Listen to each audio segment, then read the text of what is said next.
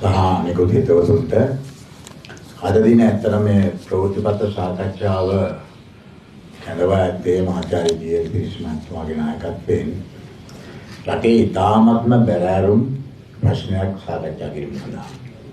මේක ආර්ථිකය ගැනත් නෙවෙයි, මේ රටේ සමාජ ක්‍රමය ගැනත් නෙවෙයි, සමාජ ප්‍රශ්න ගැනත් නෙවෙයි, මේක රටක මූලිකම ප්‍රශ්නයක්.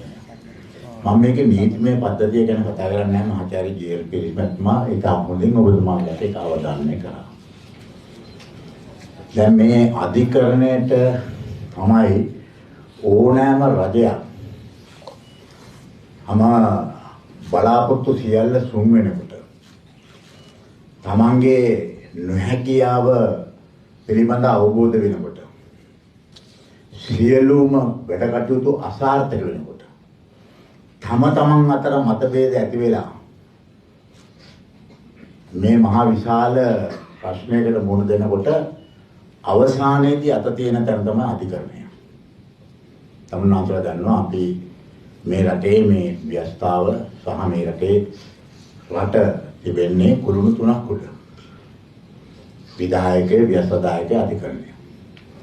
ඒකෙන් විධායකයටවත් බෑ අධිකරණයට අත තියන්න. ව්‍යවස්ථාදායකටත් බෑ අධිකරණයේ තීරණ ගැන ක්‍රියා කරන්න.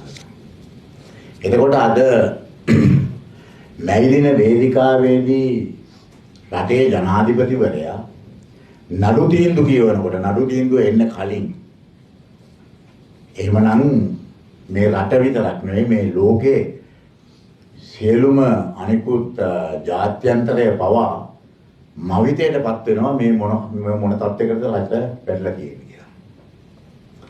අධිකරණය පාච්චාල් කළා අධිකරණය අවභාවිතා කරන රටක ඒ රටකට සාමාන්‍යයෙන් කියන වචනේ තමයි බනානා රිපබ්ලික් කියලා. රටක නීතියක් නැති වෙනකොට ඒක බනානා රිපබ්ලික්යක් වශයෙන් තමයි ඒක ඒ රට හඳුන්වන්නේ. ඒ නිසා මම තමුන්නාන්සලට කියනවා මේ රජය මේගොල්ලන්ගේ ඉතිහාසයේම ක්‍රූරත්වයෙන් පිරුණු ඉතිහාසයක්. රටක නීතියට එරෙහිව ගොඩනැගුණු ව්‍යාපාරයක්. පළවෙනි වරට මේ රටට ආයුධ සංස්කෘතිය හඳුන්වලා දුන්න ඉතිහාසයක් තිබෙන පක්ෂය. ඊට පස්සේ තමයි LTT එක මේගොල්ලන්ගෙන් තමයි ගෙන ගත්තේ. ඒතකොට දෙවරක් මේ රටේ නීතියට එරෙහිව මේ රටේ ව්‍යවස්ථාවට එරෙහිව අවිගත